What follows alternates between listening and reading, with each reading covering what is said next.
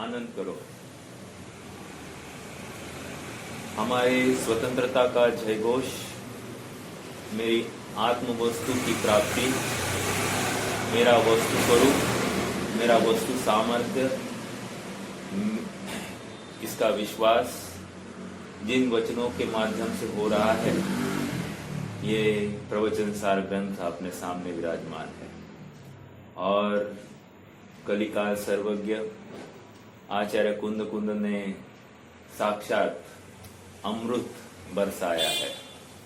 इस अमृत का पान करने वाला हर कोई जीव सुखी हुए बिना रहेगा नहीं। जरूरी क्या है?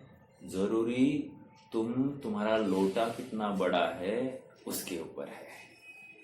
तुम समुद्र में जा रहे हो और इतना छोटा सा लोटा प्याला लेके जा रहे हो, तो कितना पानी लेकर आओगे?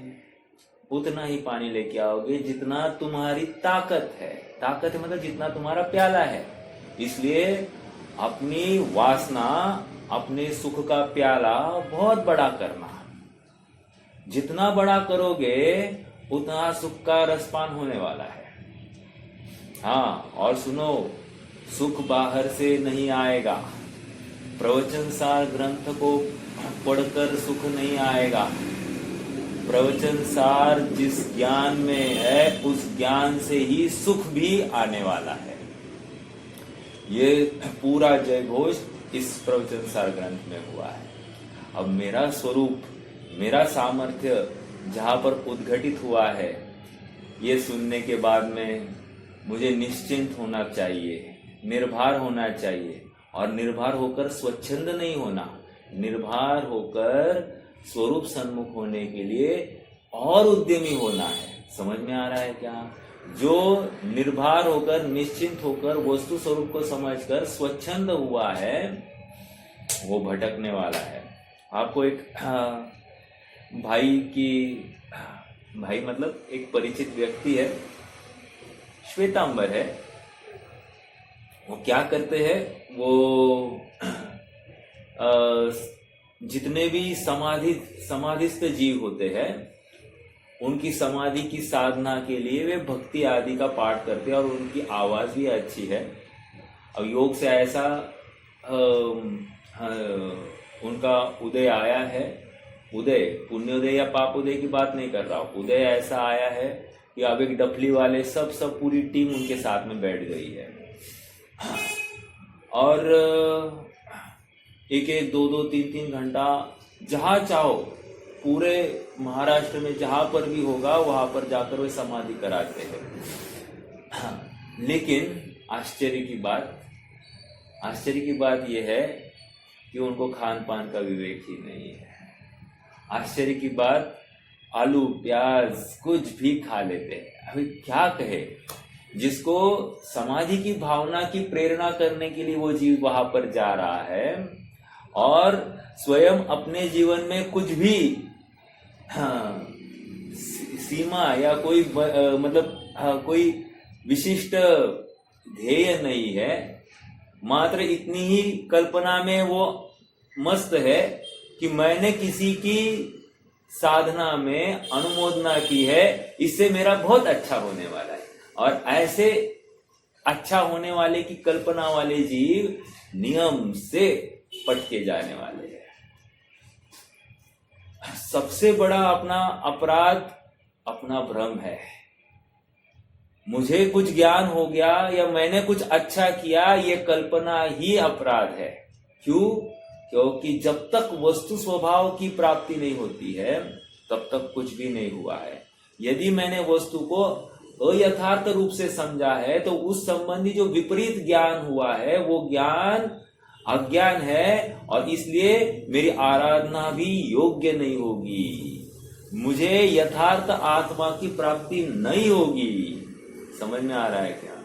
इसलिए जिम्मेदारी अपनी बनती है कि हम यहाँ पर जो वस्तु स्वरूप का निरूपण हो रहा है उसका अंश अंश का अच्छे से निर्णय करें और ऐसी वस्तु को ध्याए। समझ में आ रहा है क्या? ये वस्तु समझे बिना हमारा काम नहीं होगा, नहीं होगा, नहीं होगा। मैं पहले भी कह चुका हूं, लेकिन आज फिर से भाव आया, इसलिए फिर से आनंद का अवसर है, आनंद करो, निश्चिंत होना है। हमको अब भटकना नहीं है, अटकना नहीं है। कोई मेरे लिए, कोई पर पदार्थ मेरा सुख करता है, कोई पर पदार्थ मेरा दुख करता है, ऐसा नहीं, या दुख हरता है ऐसा नहीं, या सुख हरता है ऐसा भी नहीं। दो चार बातें कही, दुख करता, सुख करता। फिर दूसरी बात, तीसरी बात क्या कही, दुख हरता, हरण करने वाला, या सुख हरण करने वाला, ऐसा कोई भी पर पदार्थ ना। इवन ये शरीर भी अपना कुछ कर नहीं रहा है। एक प्रश्न है सबसे, एक घड़ा है, घड़ा फूट गया, अब उसका ठिकरा बच गया है। प्रश्न है आप सबसे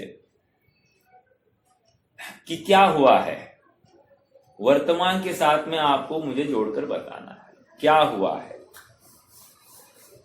मतलब अपनी जो चर्चा चल रही है 101 गाथा के माध्यम से, उसमें क्या हुआ है आपको मुझे बताना है। घड़ा है, मिट्टी का घड़ा, घड़ा फूट गया है, अब उसका ठिकरा हो गया है, अब क्या समझना चाहिए।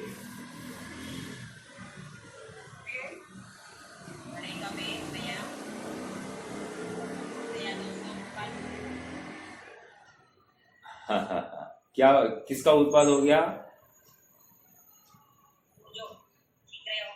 हाँ हाँ हाँ हाँ हाँ, देखो बिल्कुल सही है। और स्थिति क्या है? स्थिति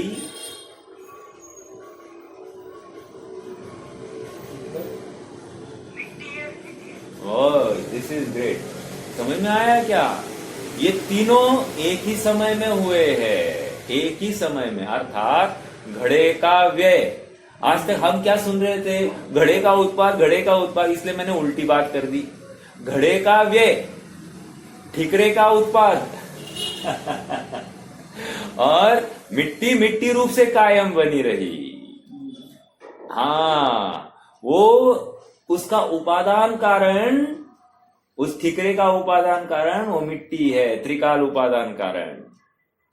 और जिस क्षण में उत्पन्न हुआ है वो क्षणिक उपादान कारण है।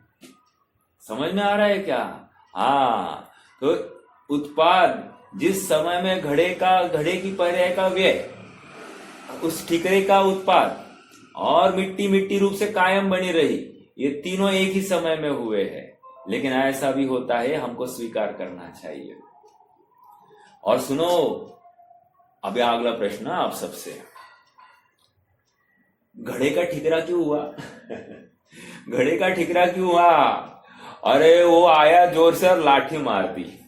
लाठी मार दी या गिर गया नीचे, जो कुछ है लगाना। लाठी मारी इसलिए ठिकरा हुआ है क्या?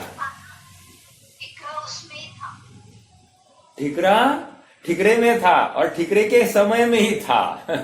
डंडी मारी है इसलिए ठिकरा हुआ नहीं, ठिकरा होने की योग्यता थी इसलिए ठिकरा हुआ। हाँ, ये देखो, ये घटित करना पड़ा। अब मेरा अगला प्रश्न है, तो डंडा क्या था? डंडा क्या था? निमित्त। समझ में आ रहा है क्या? अभी मैं हर डंडे को खड़ा कर दूं तो वो निमित्त होगा या नहीं होगा?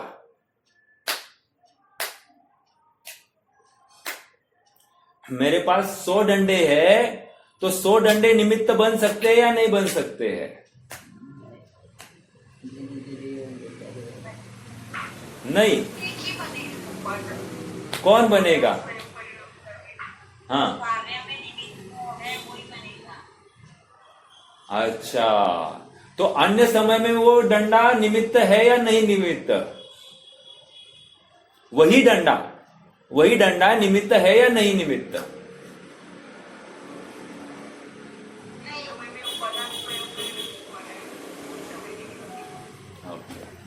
ठीक है, सिर्फ मैं ऑलमोस्ट सब क्लियर है। चलो मैं कंक्लूड करूंगा। बात ये हो गई कि डंडे के निमित्त में घड़े के ठिकरे हो गए हैं। ओके, तो डंडा ये निमित्त है। याद रखना, निमित्त तभी होगा जब कार्य हुआ है। जब कार्य ही नहीं हुआ तो निमित्त है ही नहीं वो। समझ में आया? इसलिए फूलचंद सिद्धांत शास्त्री ने एक बहुत बड़ा नरेशन दिया था। उन्होंने कहा था, जगत में निमित्त नाम की कोई चीज नहीं है। लो, कितनी बड़ी बात कही है।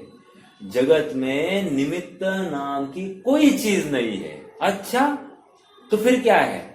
जब कोई कार्य होता है तो जिस पदार्थ के सन्निधि में हुआ, जिस पदार्थ की साक्षी में हुआ है, उसके ऊपर जो उपचार आया है, वो उपचरित पदार्थ को निमित्त कहा जाता है।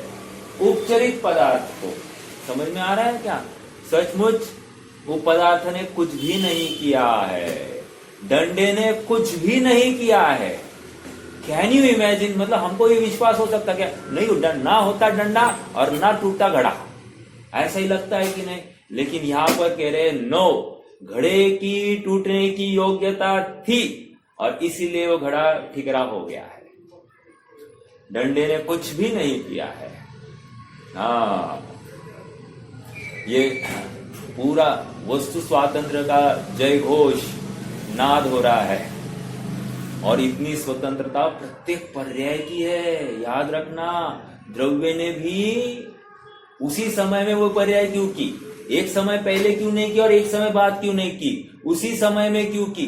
अर्थात उसी समय में वो पर्याय खचित थी, आगे पीछे नहीं थी।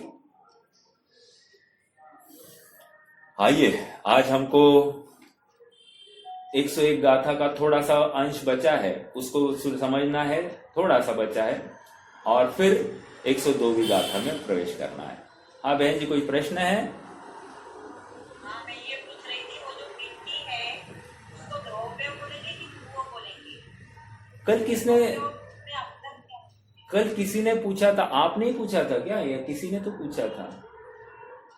यही प्रश्न था, द्रव्य कहो ध्रुव कहो, एक आपने पूछा था। अच्छा हाँ, देखो कंफ्यूजिंग हो रही है ये बातें। सही शब्द द्रव्य यही होता है। अब कोई अपभ्रंश में उसको ध्रुव कहे तो भी हमको उसका अर्थ द्रव्य ही लेना है। द्रव्य कहकर वो एक समय की पर्याय है, एक समय की पर्याय का अंश है। मैं स्वयं को क्लियर कर रहा हूं। हाँ, एक समय की पर्याय का वो अंश है द्रव्य। कहां से निकाला? तत्वार्थ सूत्र का वो सूत्र है, उत्पाद वे द्रव्य युक्तम सत। तो द्रव्य लिखा है वहां पर, ध्रुव नहीं लिखा है। मैंने कल भी ये क्लियर किया कि आप कोई उसी द्रव्य को ध्रुव कहे तो हमको द्रव्य ही समझना।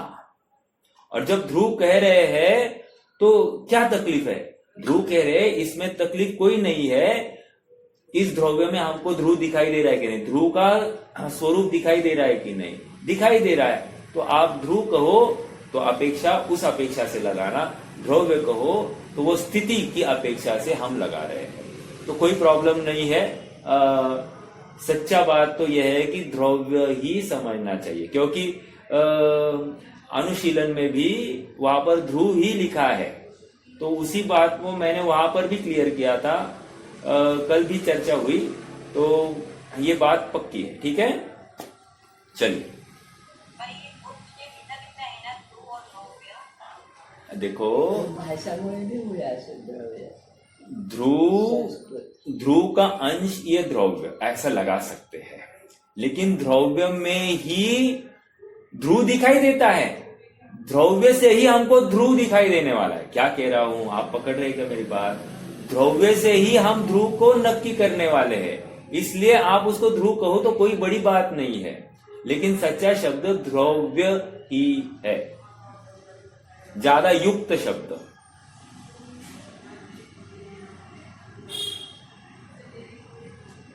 ठीक है, चलिए गाथा 101। एक मिनट ना, जरा मैं ओपन कर दूं।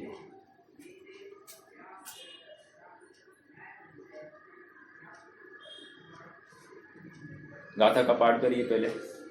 उपादठिति भंगा विज्जन्ते पज्जये सुपज्जाया दव्ये हि सन्ति नियदम् तम्हादव्वं हवति सव्वम् पर्याय में उत्पाद ध्रुव ध्रुव। देखो यहां पर शब्द क्या आया है, इन्होंने भी ध्रुव ही लिया है।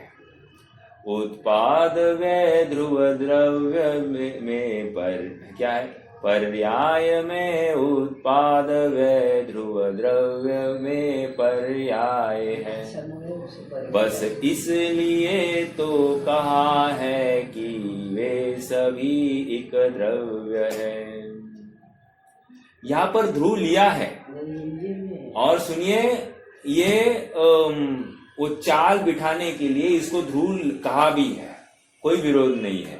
फिर भी सही शब्द, ज्यादा योग्य शब्द द्रव्य ही है, क्योंकि द्रव्य में देखो, हमने जैन सिद्धांत प्रवेशिका पढ़ी, वहां पर ध्रुव लिखा या द्रव्य लिखा था? द्रव्य लिखा था। द्रव्य की परिभाषा क्या थी?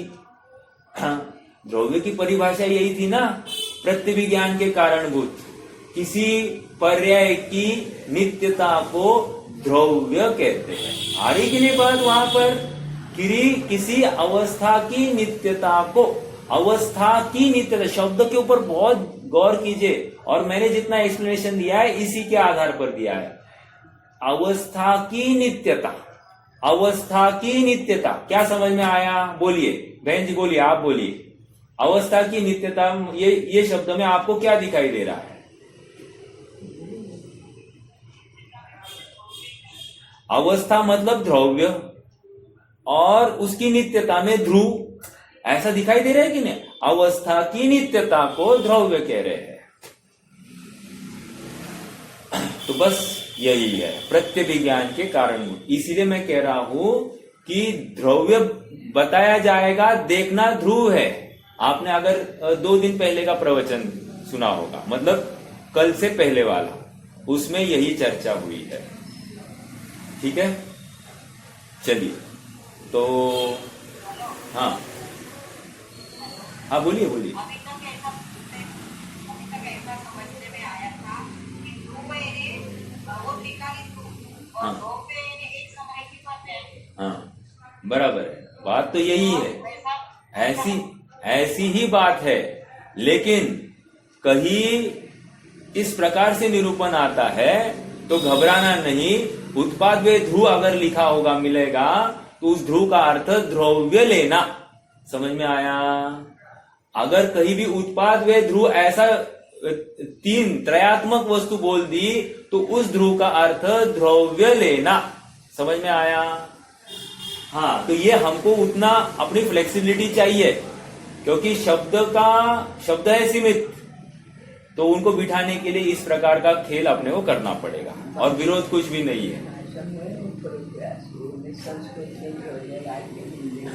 और मेरे ख्याल से इसकी संस्कृत टीका देखनी पड़ेगी। अगर उसमें द्रव्य होगा तो फिर वो भाषा की वजह से ये चेंज आ सकता है। ठीक है, संस्कृत टीका पढ़नी पड़ेगी, मैंने पढ़ी नहीं है, तो देखेंगे। अगर कुछ होगा विशेष तो मैं आपको बताऊंगा। ओके, हाँ जी। कल अपनी क्या कहाँ तक थे अपन? 62 पेज पर थे, राइट? हाँ, जिस प्रकार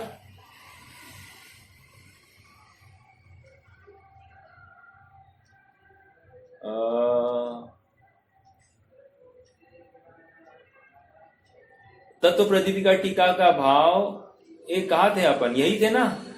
लास्ट पैराग्राफ बचा था क्या?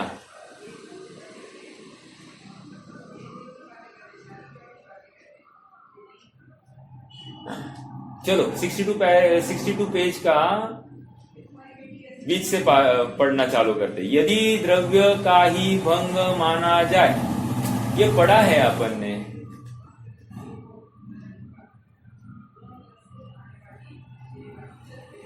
चलिए लास्ट पैराग्राफ पढ़ना है, लास्ट पैराग्राफ। क्या कहा? चलो फिर वही से पढ़ लेते हैं। यदि द्रव्य का भंग माना जाए तो क्षण भंग से लक्षित समस्त द्रव्यों का एक क्षण में ही संहार हो जाने से, क्या बात आ गई?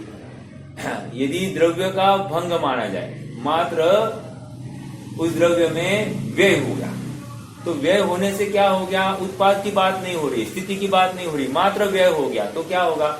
समस्त द्रव्यों के व्यय का अवसर आ जाएगा, जो हमको स्वीकार नहीं है और प्रत्यक्ष हमको दिखाई भी नहीं दे रही ना, कोई द्रव्य का व्यय हो रहा है ऐसा दिखाई भी नहीं दे रहा है। ओके, यदि द्रव्य का ही भंग माना जाए तो क्षण भंग से लक्षित समस्त द्रव्यों का एक क्षण में ही संहार हो जाने से द्रव्य शून्यता आ जाएगी अथवा सत का उच्छेद हो गया। अब तक 93 नंबर की गाथा से अब तक हम सत की तो सिद्धि करते आ रहे थे, है हमने स्वरूप अस्तित्व देखा, सादृश अस्तित्व देखा और सत नामक गुण भी देखा। तो इतना सब देखने के बाद में हम निरंतर कहते मिलते हैं लोग सच्चिदानंदाय नमः, सच्चिदानंदाय नमः। तो सच्चिदानंदाय नमः कहकर सच्चित आनंद, ऐसी तो बात आ गई ना। तो वहां पर सत स्वभाव की तरफ ही तो खेल है ना। तो अगर मात्र भंग माना जाएगा तो तकलीफ ये होगी कि द्रव्य के नाश का प्रसंग आएगा। और जो हम आज तक दावा कर रहे थे कि प्रत्येक द्रव्य सत है, तो कहाँ है सत? नाश हो गया ना, तो नाश का प्रसंग आ जाएगा। ठीक है, ये बौद्ध मत के लिए खंडन हो गया। अब आगे देखो, यदि द्रव्य का ही उत्पाद माना जाए, अब मात्र उत्पाद मान लिया तो क्या तकलीफ होगी? मतलब व्यय पूर्वक उत्पाद की बात नहीं चल रही है, मात्र उत्पाद हो गया तो क्या होगा? कह रहे हैं असत की उत्पत्ति हो जाएगी, या कुछ का कुछ उत्पन्न हो सकता है। कोई मतलब हमको जो लगेगा या द्रव्य को जो लगेगा पसंद आएगा उसका उत्पत्ति होगी। हाँ, तो कह रहे या असत का उत्पत्ति का प्रसंग आएगा, और असत की उत्पत्ति का प्रसंग आ गया फिर से वस्तु व्यवस्था ठीक नहीं रहेगी। हाँ देखो क्या कह रहे, यदि द्रव्य का ही उत्पाद माना जाए तो समय समय पर होने वाले उत्पाद के द्वारा चिन्हित द्रव्यों को प्रत्येक को अनंतता आ जाएगी। यदि द्रव्य का ही द्रव्य, अभी तीसरी बात कह रहे, अनंतता आ जाएगी मतलब क्या? जो उत्पन्न हो रहा है वो अनंत काल के लिए उत्पन्न होकर बैठ जाएगा। और मैंने जो और एक बात कही, असत की उत्पत्ति हो गई ऐसा भी सिद्ध हो जाएगा, क्योंकि कुछ न कुछ तैयार हुआ है। ठीक है, जो नहीं है वो भी तैयार हुआ है, और इसलिए वस्तु स्वरूप अर्थात पूरा विश्व सत है, इस बात का खंडन हो जाएगा। ओके, मात्र उत्पाद मान लिया तो। अब तीसरी बात, यदि द्रव्य का ही द्रव्यत्व आ गया, यहाँ पर द्रव्यत्व ये शब्द आया है। यदि द्रव्य का ही द्रव्यत्व माना जाए तो क्रमशः होने वाले भावों के अभाव के कारण द्रव्य का अभाव हो जाएगा अथवा क्षणिकपना होगा। महत्वपूर्ण बात, क्षणिकपना आ गया यहाँ पर। जब क्षणिक हो गया तो सत नहीं रहा, तो सत नहीं रहा तो फिर से ये बात भी हमको गले उतर नहीं रही है। इसलिए अब कंक्लूजन दे रहे, इसलिए यही ठीक है। क्या ठीक है? कि देखो, मात्र उत्पाद मात्र व्यय मान लिया तो पूरे विश्व के नाश का प्रसंग, मात्र उत्पाद मान लिया तो असत की उत्पत्ति का प्रसंग, और मात्र द्रव्य मान लिया तो वस्तु क्षण स्थायी हो गई, क्षणवर्ती हो गई। तो इसलिए यह ठीक है। अब इसलिए हमको क्या लग रहा है, नहीं उत्पाद व द्रव्य तीनों एक ही समय में होने चाहिए, ऐसा हमको ठीक लग रहा है, क्योंकि ये तीनों बातें तर्क से खंडित हो जाती है। इसलिए खंडित हुई है, इसीलिए न्याय यही सही है कि उत्पाद व द्रव्य तीनों एक ही समय में होने चाहिए और प्रत्येक वस्तु में होने चाहिए, स्वतंत्रता से होने चाहिए, प्रत्येक समय में होने चाहिए, आगे पीछे नहीं होने चाहिए। ये सब बातें अब यहाँ पर निश्चित हो रही है। ये आप समझ रहे हैं क्या? जिनागम कितना लॉजिकल है, कितना लॉजिकल है, कितना प्रैक्टिकल है। हमको निश्चिंत कर रहे हैं कि नहीं कर रहे हैं? अभी भी आपको निश्चिंतता नहीं आ रही है। 102 नंबर की गाथा में आपको 100% निश्चिंतता आएगी। आप बारंबार इस प्रकरण का चिंतवन कीजिए। जितना चिंतवन बढ़ेगा उतना लाभ होगा, होगा, होगा, अवश्य होगा। हाँ, ये दावा है। हाँ, बिना दावे की बात हो नहीं सकती, क्योंकि ऐसा वस्तु स्वरूप जिसको समझ में नहीं आया वो ठीक से आत्मा आराधना कर ही नहीं सकता। हाँ, गधे के सिंह के समान वो आत्मा को ध्याएगा, मैं शुद्ध हूं, मैं बुद्ध हूं, लेकिन शुद्धता किसको कहते उसको मालूम ही नहीं है। मैं अनादि अनंत कहता तो है, लेकिन स्वयं को क्षणवर्ती मान रहा है अभी अपनी धारणा में। कैसे होगा उसका काम? समझ में आ रहा है क्या? अनादि अनंत कह रहा है तो अनादि अनंत की अपेक्षा क्या है तुम्हारी? वस्तु अपेक्षा है या पर्याय अपेक्षा है? कुछ तो बोलो। यही पता नहीं है कि वस्तु अपेक्षा अनादि अनंत है या पर्याय अपेक्षा अनादि अनंत है, तो नक्की करो कि क्या है। पर्याय अपेक्षा अनादि अनंत है तो किस अपेक्षा, उसमें भी अपेक्षा लगाओ। उस समय में अनादि काल से अनंत काल तक उसी समय में वो वर्तमानवत होगी, ऐसी अनादि अनंतता है। समझ में आ रहा है? और इसी द्रव्य के आश्रित है, ऐसी अनादि अनंतता है। ओ, ऐसे लगाना पड़ेगा। और द्रव्य की अनादि अनंतता तो उसको लगाओ अलग से, पर्याय की अनादि अनंतता तो उसको लगाओ यथार्थ रूप से। हमको भाव समझने चाहिए, बिना भाव समझे कुछ भी काम नहीं होने वाला। देखो, हाँ, इसलिए यही ठीक है कि उत्पाद, व्यय और द्रव्य पर्यायों के आश्रय से है। पर्यायों के आश्रय से है मतलब अनंत पर्याय ना, प्रत्येक पर्याय में उत्पाद व्यय द्रव्य है, और प्रत्येक पर्याय का उत्पाद व्यय द्रव्य उसी पर्याय में पाया जाएगा, अन्य पर्याय में नहीं पाया जाएगा। हाँ, उत्पादपना, व्ययपना और द्रव्यपना ये प्रत्येक पर्याय का स्वभाव है, ये लगाओ। लेकिन यही उत्पाद, यही व्यय और यही द्रव्यपना ये उस पर्याय का स्वतंत्र अपना है, अपना परिणाम है। समझ में आ रहा है क्या? बहुत बड़ी बात है। आप गंभीरता से सुनना, गंभीरता से, बहुत मनोयोग से सुनिए, लाभ होगा ही होगा। कोई प्रश्न होगा, कोई शंका होगी तो पूछ सकते हैं, लेकिन गंभीरता से, मनोयोग से सुनना। अपने हित पर दृष्टि रखकर सुनना। जितना लाभ चाहते हो, उदाहरण आज दिया था, समुद्र में जाना है, गिलास लेकर मत जाना, प्याला लेकर मत जाना, बहुत बड़ा कलश लेकर जाना, इतना बड़ा कि तुम भी उठा ना पाओ। ठीक है, चलिए, वो स्वयं तुम्हें उठा ले। चलो,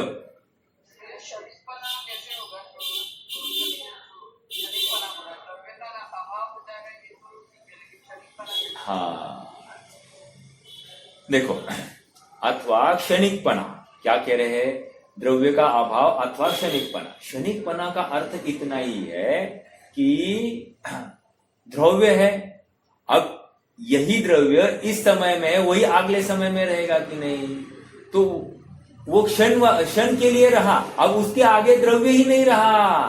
क्षणिकपना मतलब क्या? द्रव्य रहा ना, ये द्रव्य इतना, फिर वो कूटस्थ हो गया द्रव्य, फिर उसमें कुछ नवीनता नहीं आ रही है। नवीनता नहीं आ रही तो उसके अभाव का ही प्रसंग आएगा। समझ में आ रहा है क्या? देखो, अपना सीधा एक लॉजिक है। लॉजिक क्या है? खड़ा खड़ा पानी, गड्ढे में जो पानी है वो सड़ता है कि नहीं सड़ता है? क्यों सड़ा है? सड़ा इसलिए है क्योंकि उसमें हलन चलन नहीं है। और बहता पानी सड़ रहा है क्या? नहीं सड़ रहा है। तो यहां पर मात्र वो स्थिति हो गई, तो कह रहे क्षणिकपना आ गया। तो एक क्षण के लिए वो पर्याय रही, वो अवस्था रही, वो द्रव्य एक क्षण का ही हो गया, अगले समय में क्या देखना है? इसलिए अभाव का प्रसंग आ गया, या फिर वो स्थित वैसे का वैसा रहा, तो ऐसा स्थित द्रव्य वो टूट जाएगा। टूट जाएगा क्यों? बदलाव ही नहीं है ना। देखो, जैसे एक पर्याय को उसी स्थान पर बनाए रखने का प्रयास कीजिए, बनाए रखने का प्रयास कीजिए, रहती है क्या? नहीं रहती है। तो वो टूटने का अवसर होता है कि नहीं? वो टूटती ही टूटेगी। अब वो टूटेगी मतलब क्या?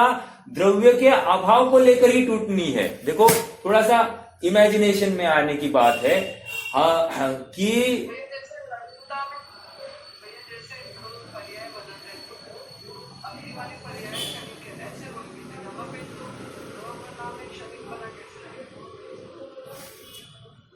देखो यहाँ पर ये कहना चाह रहे हैं द्रव्य मतलब कूटस्थ हो गया, तो अब उसमें समझ में आ रहा है। हाँ अब उसमें कुछ भी नवीन नहीं हुआ, कुछ भी नहीं हुआ तो क्षणिक ही हो गया ना। अब इसमें नवीन कुछ भी नहीं, अब इसमें देखने के लिए कोई जगह ही नहीं रही है, ये कह रहे हैं। तो क्षणिक पने में पॉसिबिलिटी क्या है कि वो पर्याय हिल नहीं रही है, उसी स्थान पर है, वही रही। अब पर्याय नहीं हिलेगी तो द्रव्य भी नहीं हिलेगा, द्रव्य नहीं हिलेगा तो नाश का प्रसंग आएगा। इसलिए द्रव्य के नाश क्षण मतलब वो एक समय का रहा द्रव्य और कुछ नहीं रहा। अभाव कह रहे हैं ना, अभाव अगर आपको समझ में आ रहा है तो आपको इतना ही कि एक समय के लिए द्रव्य था, उसके अगले समय में द्रव्य ही नहीं रहा, ये कह रहे हैं। क्षणिकपना आ गया, क्षणिकपना मतलब हाँ द्रव्य की अपेक्षा, यस यस। अर्थात ये पर्याय में, पर्याय के क्षणिकपने में अर्थात द्रव्यपने में ये द्रव्य ही क्षणवर्ती हुआ, और क्षणवर्ती हुआ मतलब नाश को प्राप्त हो गया। यहां पर ये समझा रहे हैं, ठीक है। चलिए, द्रव्य पर्याय के आश्रय से है और पर्याय द्रव्य के आश्रय से है, इसलिए ये सब द्रव्य ही है। एक मिनट, थोड़ा सा मुझे थोड़ा समय दीजिए, एक मिनट जस्ट होल्ड कीजिए।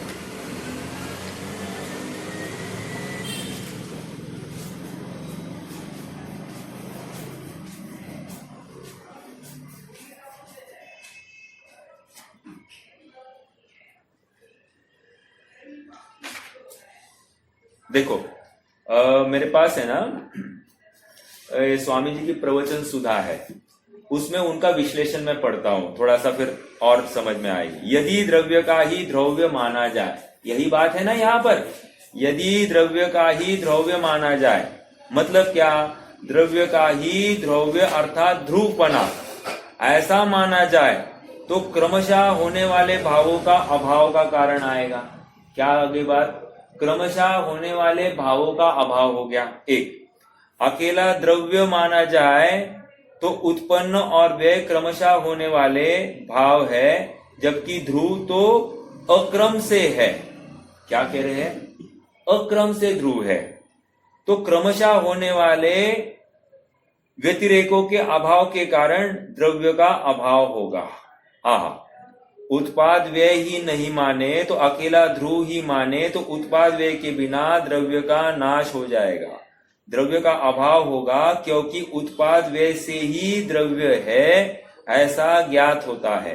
द्रव्य है वह व्यतिरेक से अन्वय ज्ञात होता है, व्यतिरेक से अन्वय ज्ञात होता है। यहां पर उन्होंने और आगे कहा व्यतिरेक मतलब वो उत्पाद, वो जो एक समय का परिणाम है, उत्पाद में हमको द्रव्य दिखाई दिया है, अर्थात अन्वय दिखाई दिया है। द्रव्य दिखाई दिया मतलब द्रव्य ही दिखाई दिया है, तो द्रव्य दिखाई दिया है तो वो किसमें, उत्पाद में दिखाई दिया है, व्यतिरेक में ही हमको द्रव्य दिखाई दे रहा है। अन्वय से अन्वय ज्ञात नहीं होता। क्या कह रहे हैं, अब महत्वपूर्ण बात, अन्वय से अन्वय ज्ञात नहीं होता।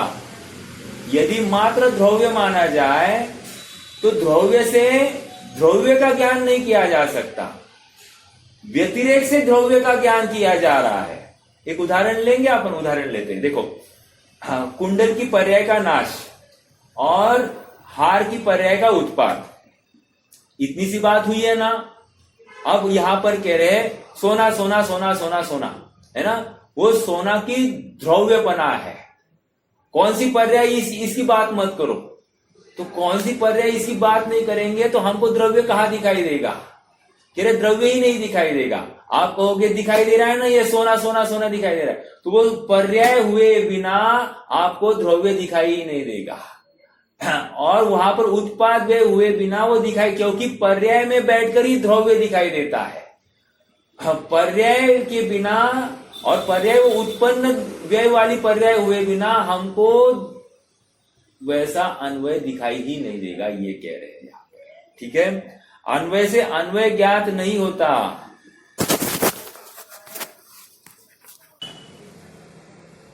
क्या है, अभी आगे बढ़ना है अपने को। तत्व प्रदीपिका टीका के भाव को भावार्थ के रूप में इस प्रकार व्यवस्थित किया गया है। बीज, अंकुर और वृक्षत्व ये वृक्ष के अंश है। बीज का नाश, अंकुर का उत्पाद और वृक्षत्व का द्रव्य तीनों एक ही होते हैं। इस प्रकार नाश बीज के आश्रित है, उत्पाद अंकुर के आश्रित है और द्रव्य वृक्षत्व के आश्रित है। नाश, उत्पाद और द्रव्य बीज, अंकुर और वृक्षत्व से भिन्न पदार्थ नहीं है और बीज, अंकुर और वृक्षत्व भी वृक्ष से भिन्न पदार्थ नहीं है। इसलिए यह सब एक वृक्ष ही है। इस प्रकार ये सरल है, ज्यादा कोई मुश्किल नहीं थी। इस प्रकार नष्ट होता हुआ भाव, उत्पन्न हुआ भाव और द्रव्य भाव ये सब द्रव्य के अंश है। नष्ट होते भाव का नाश, उत्पन्न होते हुए भाव का उत्पाद और स्थायी भाव का द्रव्य एक ही साथ है। इस प्रकार नाश नष्ट होते भाव के आश्रित है, उत्पाद उत्पन्न होते भाव के आश्रित है और द्रव्य स्थायी भाव के आश्रित है। नाश, उत्पाद और द्रव्य उन भावों से भिन्न पदार्थ नहीं है और वे भाव भी द्रव्य से भिन्न पदार्थ रूप नहीं है। दो बातें कह रहे हैं। एक तो नाश, उत्पाद और द्रव्य उन भावों से भिन्न कोई दूसरा पदार्थ नहीं है। मतलब क्या? द्रव्य और कुछ और नहीं है। जो कुंडल का व्यय हुआ है, हार का उत्पाद हुआ है और सोना स्थायी रूप से बना रहा है, इसके अलावा और द्रव्य किधर है? वही तो द्रव्य देखना है और कोई द्रव्य नहीं है।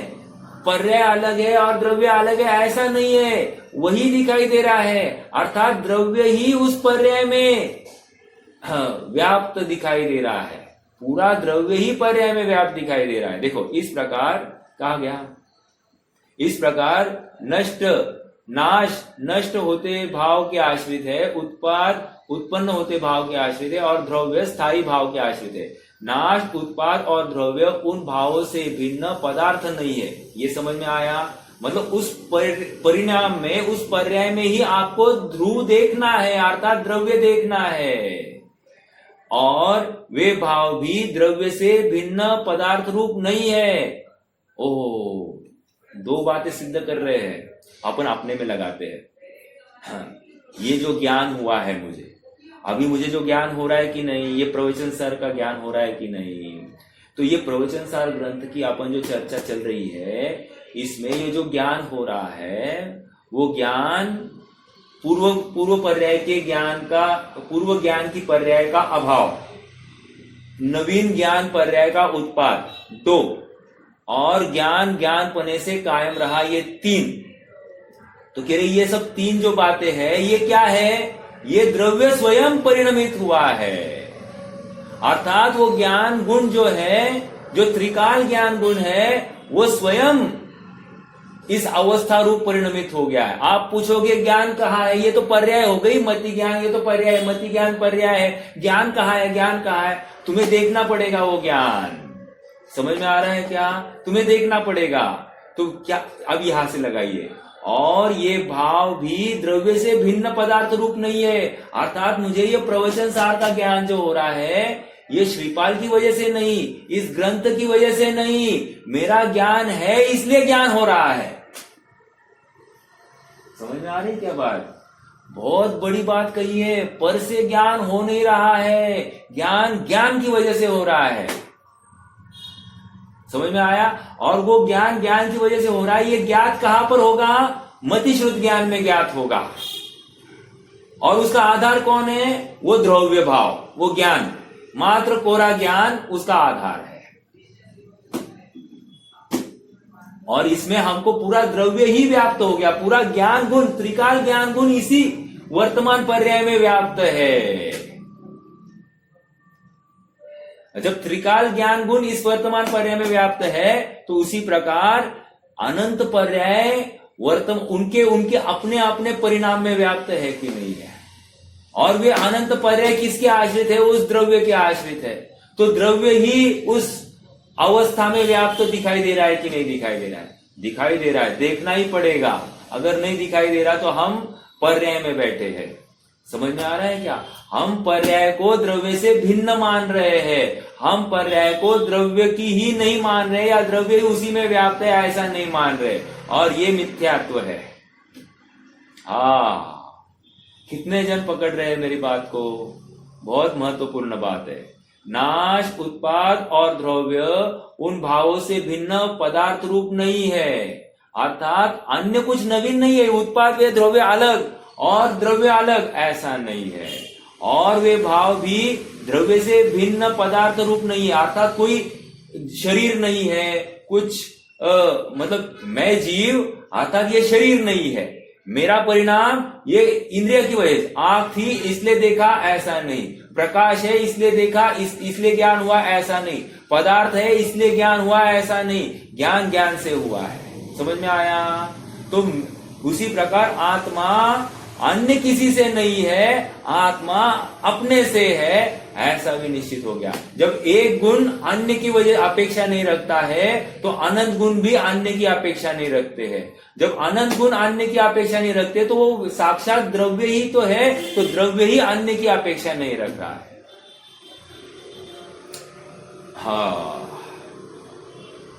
उत्पाद व और ध्रुवत्व, देखो यहां पर ध्रुवत्व ये शब्द आया।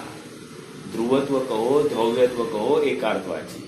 उत्पाद व और ध्रुवत्व का एकत्व आचार्य अमृतचंद्र ने उक्त टीका में बीज, अंकुर और वृक्षत्व के उदाहरण से समझाया है, किंतु आचार्य जैसे तात्पर्य वृत्ति टीका में स्वसंवेदन ज्ञान के उत्पाद, अज्ञान पर्याय के व्यय और दोनों के आधारभूत आत्मद्रव्यत्व की स्थिति पर घटित करते हैं। समझ में आया? पूर्व पर्याय का व्यय, नवीन पर्याय का उत्पाद और आत्मद्रव्य कायम रहा। मेरा एक प्रश्न है आप सबसे, मिथ्यात्व की पर्याय है, अगली भी पर्याय मिथ्यात्व की है, इसमें उत्पाद व्यय क्या लगा? उत्पाद व्यय द्रव्य क्या लगाएंगे? यहां तो उन्होंने क्या किया? अज्ञान का अभाव और ज्ञान का उत्पाद और द्रव्य स्थिति। मैं तो ये कह रहा हूं कि मिथ्यात्व पहली पर्याय, दूसरी पर्याय मिथ्यात्व, अब स्थिति है, तो ये घटित हो रहा है क्या नहीं हो रहा? घटित हो रहा है। कैसे? तो पहले मिथ्यात्व में और दूसरे मिथ्यात्व में क्या फर्क है?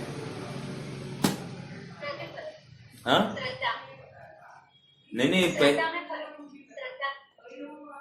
श्रद्धा में फर्क।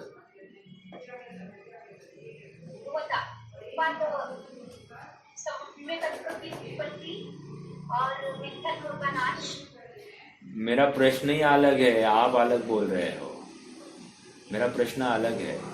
मैं कह रहा हूं पहली समय में मिथ्यात्व, दूसरे समय में मिथ्यात्व, और द्रव्य रूप से स्थित रहा, मतलब उसकी स्थिति बनी रही, ये द्रव्यपना। तो मेरा प्रश्न ये है, पहले मिथ्यात्व में और पहले मिथ्यात्व का व्यय और नवीन मिथ्यात्व का उत्पाद, इसमें क्या है? क्या अलगपना क्या है? बहुत अच्छा, समझ में आ रहा है क्या सबको? अरे पहले मिथ्यात्व और दूसरे मिथ्यात्व में हीनादिकता है, ये देखो तो सही। वैसी की वैसी, अब अगला प्रश्न, वैसी की वैसी, क्या कहा?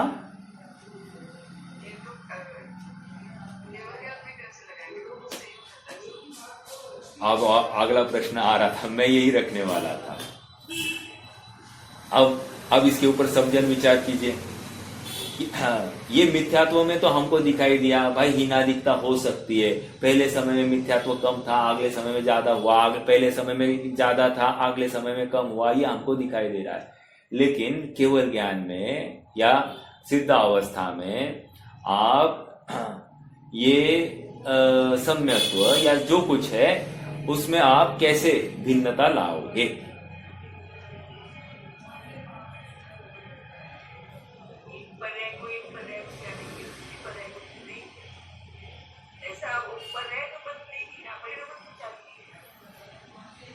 हाँ वो तो है बिल्कुल।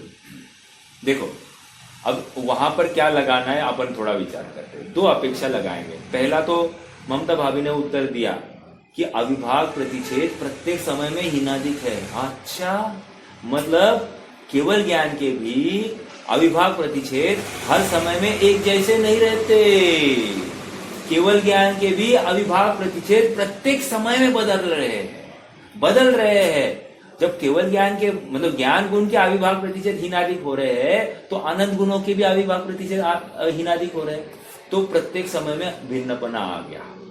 अब कदाचित मान लेते हैं, क्या माने कि अविभाग प्रतिशत सेम है, तो क्या तकलीफ है? पूर्व पर्याय का व्यय हो गया है, नवीन पर्याय का उत्पाद हो गया है और द्रव्यपने से द्रव्य की स्थिति बनी रही है, तो इसमें तकलीफ क्या है? बना रहा है सो बना रहा है, हमको हीनादिक क्यों चाहिए? मतलब उस अवस्था में हीनादिकता की क्या अपेक्षा है? वहां जीव सुख भोग रहा है कि नहीं भोग रहा है। प्रयोजन क्या है? सुखी होना है। वहां जीव को ज्ञान है कि नहीं है? है। तीन लोग तीन काल का ज्ञान है कि नहीं है? मतलब स्वभाव से परिणमित हुआ है कि नहीं? हुआ है। बस हमारा प्रयोजन सिद्ध हो गया, खत्म हो गया, आपको हमको टेंशन नहीं है। अब द्रव्य को क्या करना है सो करने दो, हमारा दो प्रयोजन सिद्ध साध्य हो रहे हैं तो कोई प्रॉब्लम नहीं है। कितने जन तर्क तो समझ रहे हैं? सोनाली भाभी आपको समझ में आया कि नहीं आया?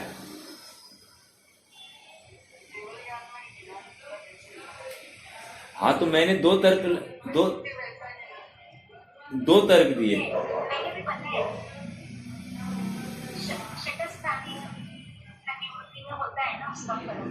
हाँ लेकिन वो प्रत्येक समय में षट स्थान पतित हानि वृद्धि प्रत्येक समय में हो रही है, अर्थात हीनादिकता है। संख्यात गुण हानि वृद्धि जो कुछ चल रहा है ना, वो चल रहा है वहां पर, सेम नहीं है प्रत्येक समय में। ये एक अर्थ हो गया। और दूसरा अर्थ हमने ये किया, मान लो हाँ केवल ज्ञान का जघन्य अंश है, केवल ज्ञान का जघन्य अंश है, सबसे जघन्य अंश है, अगले समय में जघन्य अंश बना रहा। लेकिन उस जघन्य अंश में क्या दिखाई दिया है? तीन लोग तीन काल दिखाई दिए हैं, इतनी सामर्थ्य है। और क्या दिखाई दिया है? अनंत सुख अपने सुख का भोग हो गया है। और क्या दिखाई दे रहा है? अपने अनंत गुण दिखाई दे रहे हैं। और क्या? अरे सब कुछ दिखाई दे रहा है। तो कहने की बात, भले ही दो पर्यायों में अविभाग प्रतिच्छेद भी सेम रहे, कोई फर्क नहीं हुआ, तो कुछ भी फर्क नहीं पड़ रहा है। क्यों? क्योंकि उससे मेरा सुख में बाधा नहीं है, उससे मेरे ज्ञान में बाधा नहीं, और मेरा सारा प्रयोजन अपने सुख और ज्ञान से है, तो उसकी सिद्धि हो गई है, तो हमको कोई तकलीफ नहीं है। तो उत्पाद हो रहा है, वैसे का वैसा हो रहा है, कोई प्रॉब्लम नहीं है। व्यय हो रहा है तो होने दो, कोई प्रॉब्लम नहीं है। नवीन पर्याय आ रही है, और जिस समय में जो पर्याय आ रही है ना, वो अपना भोग स्वयं कर रही है। पूर्व की पर्याय की वजह से ये भोग कर रही है ऐसा नहीं है। ये पर्याय अपनी स्वतंत्र सामर्थ्य से ये भोग कर रही है। वैसे का वैसा करने दो, जो पहले समय में था वैसा ही इस समय में करने दो, कोई प्रॉब्लम नहीं है। तो हो रहा है तो हो रहा है, ठीक है। हाँ अपूर्वता है ना, क्योंकि वो पर्याय पूर्व में नहीं थी, वैसे की वैसे रहने दो, लेकिन वो पर्याय पूर्व में नहीं थी। ये वर्तमान पर्याय ही भोग ले रही है। देखो और एक बात अपन ने चर्चा की थी कि जैसे एक मिनट सुन भाई, इतना मैं कंप्लीट करता हूं। जैसे मेरे केवल ज्ञान मुझे केवल ज्ञान हो गया। अब मुझे मेरी त्रिकाल की आगे की अनंत पर्याय दिखाई दे रही कि नहीं, और अनंत सुख की पर्याय दिखाई दे रही कि नहीं, और कितना सुख भोगने वाला है वो दिखाई दे रहा है कि नहीं। तो अब आज ही देख लिया तो अगली पर्याय का क्या है, गाथा नंबर 60। हाँ, वही वहां पर वही बात आ रही है। आज की पर्याय को क्या फायदा, मतलब इसने ही सब कुछ देख लिया तो अगली पर्याय को क्या देखने के लिए बाकी रहा है। ऐसा होते हुए भी ये वर्तमान पर्याय ही वर्तमान का भोग कर रही है और वर्तमान की पर्याय भविष्य की पर्याय का भोग नहीं कर रही है। वे ज्ञेय है, मतलब मेरे द्रव्य की भविष्य की अनंत पर्याय मेरे लिए ही ज्ञेय है। वो सुख प्रत्यक्ष नहीं है, वो सुख ज्ञेय मात्र है। और जिस समय में वो सुख आएगा, मतलब वो पर्याय उस परिणाम से परिणमित हो जाएगी ना, उसी समय की वो पर्याय उस आत्मद्रव्य का भोग करेगी, आनंद करेगी। समझ में आया क्या? तो ये अपूर्व था, ये है कि वो पर्याय ही उसी का भोग करेगी। भले ही उसके ज्ञान में वो आगे की अनंत पर्याय के सुख का ज्ञान हो रहा है, लेकिन भोग नहीं हो रहा है। भोग तो वर्तमान पर्याय ही करने वाली है। आ रही क्या बात, क्लियर हो रही? भविष्य की सभी पर्याय एक जैसी दिखेगी कि अलग जैसी? जैसी है वैसी दिखेगी। जैसी, अगर एक जैसी है तो एक जैसी दिखाई देगी। उनमें अविभाग प्रतिशत हीनादिक है तो अविभाग प्रतिशत हीनादिक दिखाई देंगे, उनको देखेंगे और जानेंगे, कोई प्रॉब्लम नहीं है।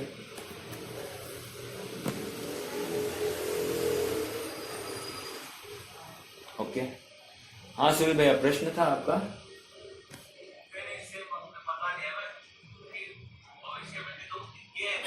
हाँ, राइट। ये है भविष्य की सभी पर्याय, अनंत पर्याय, मेरी स्वयं की अनंत सुख की पर्याय, अनंत काल तक की पर्याय, वे ज्ञेय मात्र है, उनका भोग नहीं हो रहा है। भले ही उनका सुख कितनी हाई क्वालिटी का होगा, इसका ज्ञान कर रहा हूं मैं, लेकिन उनका भोग नहीं हो रहा है। जब उनका नंबर आएगा उस समय में जो भोग होगा वो अपूर्वता होगी, खत्म। और सुनो ना, उस समय में वो द्रव्य नवीन है ना, क्योंकि उसका उत्पाद उसी पर्याय को उसका भोग है। अगली पर्याय को, पीछे की आगे की पर्याय को उसका भोग नहीं हो रहा है, इसलिए मुझे कोई बोरिंगनेस नहीं होगा। हमको हमेशा लगता है कि हम पिक्चर बार बार वही पिक्चर देखेंगे तो हमको बोर होगा ना, नहीं है ऐसा। और सुनो, बोर हो रहा है तो हर समय में वो बोरिंगनेस की हीनादिकता है कि नहीं है? हीनादिकता है, इसका मतलब वैसे का वैसे पना नहीं रहा, और वैसे का वैसे पना नहीं रहा, इसका मतलब उत्पाद व्यय द्रव्य सिद्ध हो रहा है हमारा। ठीक है, हाँ, नहीं ना बन सकता। क्यों बनाना, इतना बढ़िया एग्जाम्पल बन रहा है तो।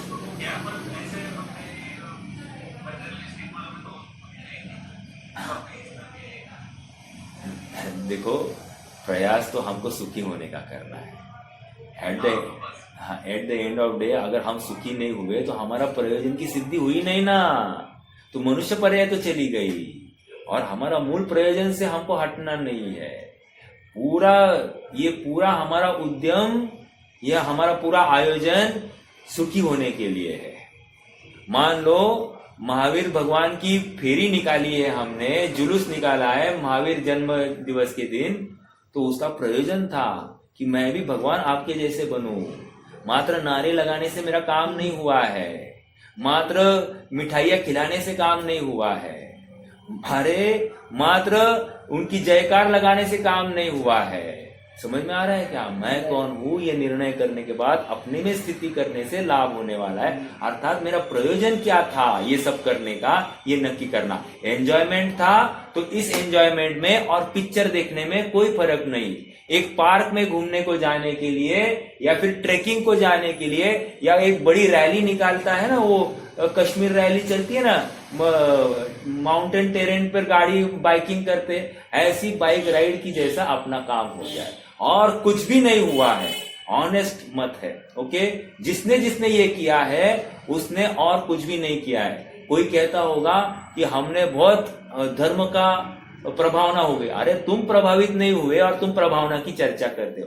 पहले सबसे तुम प्रभावित हो जाओ और तुम जगत से हट जाओ, अपने आप जगत तुम्हारे पीछे पीछे भागता जाएगा। तुम ही जगत को जुड़ाने के लिए लगोगे तो एक जन तुम्हारे पास नहीं आएगा, सब बिखर कर नष्ट होने वाले हैं। ठीक है, चलिए रुकते हैं। कोई प्रश्न है तो रख सकते हैं, नहीं तो जिनवानी